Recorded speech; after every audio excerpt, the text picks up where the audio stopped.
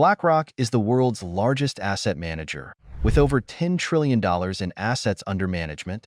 They are the largest owner in 64 of the S&P 500 companies. This means that BlackRock owns more shares than any other investor in 64 of the companies in the S&P 500. That includes the likes of Microsoft and Google's parent company, Alphabet. Today, I'm delving deep into a topic that's been capturing headlines and sparking debates: the extent of BlackRock's impact on the global stage. There's a widespread belief that BlackRock controls the world. How much, Joe, have you looked at, Larry Fink, Soros, State Street, Vanguard, BlackRock? How much have you looked at what they're doing and what their ties are? I've looked at it, yeah. Yeah, they're pretty much running everything. But let's unravel the truth from the hype. This is the story of BlackRock, Segment 1. Understanding BlackRock's foundations. All right, let's rewind the tape to the very beginning. The birth of BlackRock in 1988. It was Larry Fink who lit the spark, along with a crew of visionaries like Robert Capito, Susan Wagner, Barbara Novick, Dan Gollum, Hugh Freed, Ralph Schlosstein, and Keith Anderson. The name BlackRock? Well, it's a combo of black Fink, the night sky's vastness, and a rock, a symbol of strength. Fink's idea birthed the Aladdin platform in '98. Music? No, not that Aladdin, but it was a game changer, which used data to transform how investments were decided. Unlike the typical investment banks, BlackRock had a different gig: managing assets.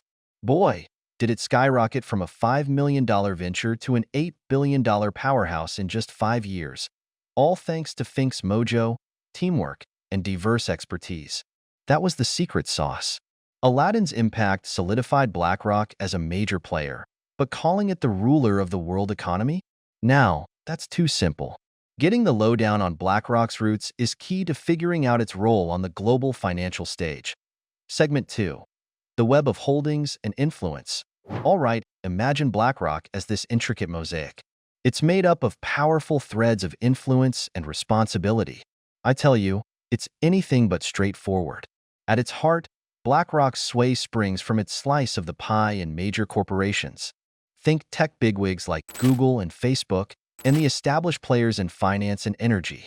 BlackRock's reach spans across industries, showcasing its muscle in the financial game. But it's not a story of dominance. It's one of partnership and guardianship. BlackRock isn't just sitting on shares. It's in the ring, spurring companies toward better practices. It's like a dance with BlackRock leading the way. Now, brace yourself. BlackRock uses its muscles through votes in those shareholder meetings. Armed with big chunks of various companies, it can shape big calls like who's running the show or mega deals. But hold up. Those votes mirror what its clients want, not just its own whims. No doubt, BlackRock packs a punch, especially when it aligns with other bigwigs. But it's not a solo act. It's more like an ensemble. BlackRock's influence on companies' decisions is hefty, but it's no iron fist. It's shaped by lots of things: the mix of stuff it invests in, how it interacts with companies, and how the whole corporate game is played. BlackRock doesn't stand alone. It's part of a grander dance. Their influence is a combo of owning, guiding, and being part of the team. Segment 3. Influence versus direct control. You know that thin line between sway and total domination? That's where BlackRock's role as a big-shot investor comes into play. BlackRock's ownership stake gives them some serious say in the companies they're in. Their size and smartness let them hop into discussions about what a company's doing, how they're run, and the long game. Behold your horses. Business moves aren't made solo. A company's destiny is shaped by more than just one big shot. Companies aren't just juggling investors like BlackRock. They've got a whole mix of folks to please: workers, customers, and a bunch of other money people. BlackRock's influence mingles with all these voices, making sure decisions match up with everyone's goals. Influence isn't as simple as an on-off switch. It's more like a dimmer switch. Yeah, BlackRock's got clout, but they're not the puppet master. Decisions come from all angles, so remember, things aren't black and white in the world of influence. It's all shades of gray, and understanding this is key to breaking down the myth of ultimate control. Segment 4. The complexity of the global economy. Imagine the global economy as a gigantic puzzle where every piece affects the others. Markets, trade, and all the behind-the-scenes stuff are all intertwined. creating a whirlwind of complexity. And guess what? BlackRock's influence dances with this intricate maze. Yep, it's true. BlackRock holds a ton of sway, as we've said before. But a game? Hold on. The idea that one big player has total control over the whole world economy? Well, that's a bit too simple again. There are tons of moving parts. Central banks' moves, government actions, and global events. They all play a part. BlackRock's knack for managing risk does help keep things steady, but saying that they're the sole puppet master is like missing the forest for the trees. Segment 5. BlackRock and the ESG conundrum. Let's talk about how BlackRock handles this whole ESG thing. You know, environmental, social, and governance? It's a tricky road filled with a few bumps and potholes. BlackRock's been shouting from the rooftops about ESG, and that's shifted how companies think. Suddenly, being green and responsible matters. But here's a curveball. Along with the good stuff, there's been some greenwashing. Basically, companies talking the talk but not walking the walk. This makes us wonder how clear things really are. BlackRock's in this tight spot. They talk ESG, but they're still big players in industries not exactly known for being eco-friendly. It's like they're trying to balance profits and ethics. They've nudged companies in the best direction, but change doesn't happen overnight. It's like taking baby steps with a few wobbles along the way. All because different folks have different ideas. So BlackRock's doing their ESG dance, which isn't easy. They're trying to be good guys, but they're also not letting go of the big bucks. So it's a bumpy ride, but it is a step towards a better place. Segment 6. The perception game. Picture this. BlackRock's influence like a mirror reflecting all sorts of opinions. Some folks see them as changemakers, while others raise eyebrows at their mixed messages. Public relations are like the puppeteers here, shaping how people see BlackRock. They shout about responsible self and ESG, which sounds great, but then there's the investment part that might raise an eyebrow. BlackRock's into the whole responsible investment trend, riding the wave of folks caring about the planet. It's a positive story they're telling. Yet, not everyone's convinced. Some point out the investments that don't quite match their responsible image. Walking the line between profit and doing good isn't easy, and BlackRock knows it. Navigating this perception tightrope means keeping that balance while still being seen as someone who's pushing for change. Segment 7. Navigating concerns and solutions. Taking a closer look at BlackRock's influence opens up a world of important questions that need our attention. One big concern is how much financial power firms like BlackRock hold. It's a bit worrying when we think about things like fair markets, healthy competition, and whether there may be any not-so-friendly practices going on. What makes it even trickier is that BlackRock wears two hats. It talks about responsible investing, but it's also a player in industries that come with ethical question marks. This makes us wonder how much accountability they should have and how they can balance making money with doing right. Then there's a whole mystery about how they do their investing. It's not exactly crystal clear how they make all those moves, which can make us wonder about how open the market really is. And speaking of influence, we've got big investment firms like BlackRock calling the shots. It kind of makes you think about whether we should know more about what they're up to.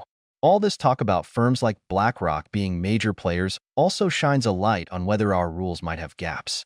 Making sure we've got rules and checks in place seems pretty important so that things stay on the up and up. But enough about problems. Let's chat solutions. Maybe putting some stricter rules on how much influence they can have and making sure they're crystal clear about how they do things could help with those concerns.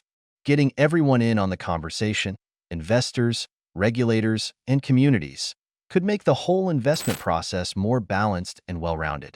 And hey, you know what else might make a difference? Companies being more responsible. If they really take things like environmental, social, and governance stuff seriously, it could make a huge impact.